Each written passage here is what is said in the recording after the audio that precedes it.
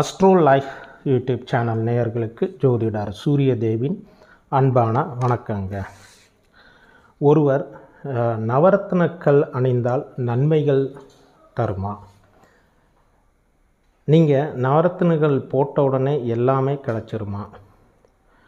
கூறியை பிச்சுக்கிட்டு பணம் தங்கம் கொட்டுமா?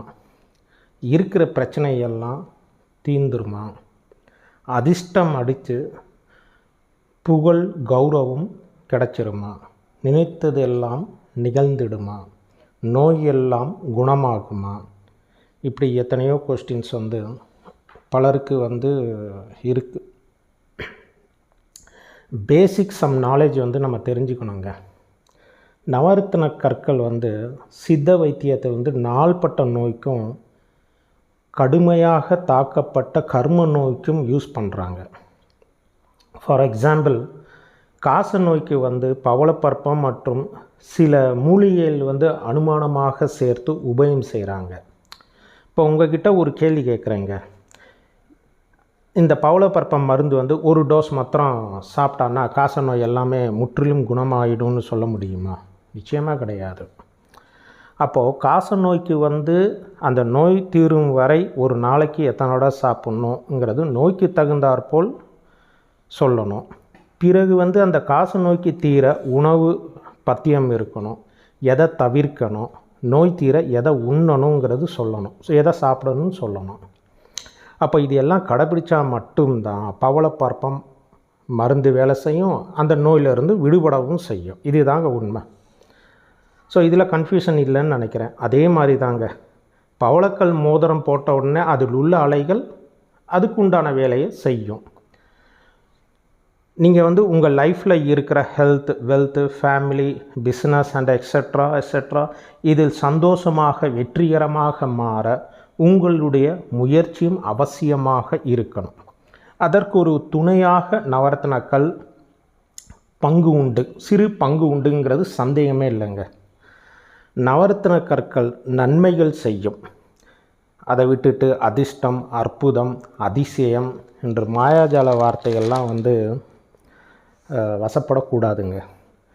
கடந்த காலத்தில் சில சம் இயர்ஸ் பிஃபோர் இந்த நவரத்னக்கல் கொண்டு ஹீலிங் தெரப்பியெல்லாம் செய்து நோய்களை குணப்படுத்தியிருக்கேங்க. அது வேலை செஞ்சுருக்கு.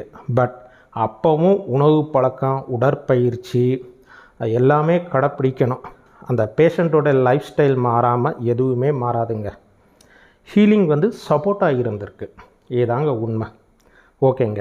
அடுத்து எண்கணிதப்படி எந்த கல் அணியலாங்கிறது ஒரு சின்னதாக பேசிக்காக பார்க்கலாங்க. 1, 10, 19, 28 பிறந்தவங்க மாணிக்கக்கல் அணிந்து நன்மைகள் பெறலாம்.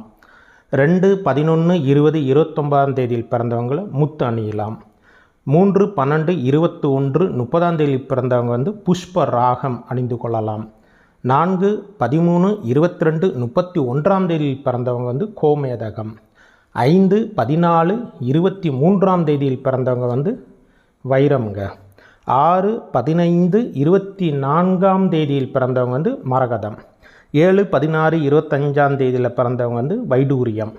8, 17, 26 நீலக்கல். 9, 18, 27 பிறந்தவங்க பவளம் அணிந்து நன்மைகள் பெறலாங்க.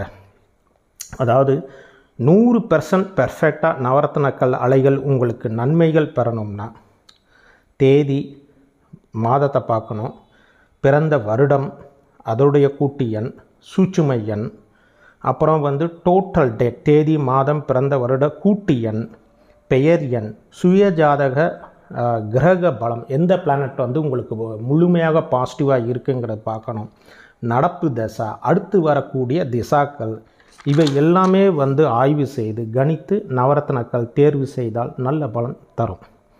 நீங்கள் பெர்மனண்ட்டாக யூஸ் பண்ணுறதுக்கு ப்ரீசியஸ் ஸ்டோன் யூஸ் பண்ணலாம். ஆனால் பர்டிகுலர் டிசீஸ் இருக்குது, சம் ப்ராப்ளம்ஸ் இருக்குதுன்னு செமி ப்ரீசியஸ் ஸ்டோன்ஸ் யூஸ் பண்ணிக்கலாம். பெர்மனண்ட்டாக யூஸ் பண்ணுறதுக்கு நீங்கள் பொருளாதாரம் நல்லா இருந்துச்சுன்னா கோல்டு ரிங்கே யூஸ் பண்ணலாங்க.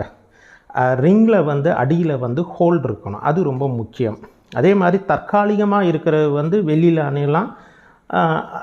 அந்த மாதிரி யூசேஜில் ப்ரீசியஸ் ஸ்டோனாகவும் நீங்கள் யூஸ் பண்ணிக்கணும். அதில் இதில் ரொம்ப முக்கியமாக கவனிக்க வேண்டியது வந்து நீங்கள் வாங்கும் கல் வந்து ரொம்ப ஒரிஜினலாக இருக்கணுங்க.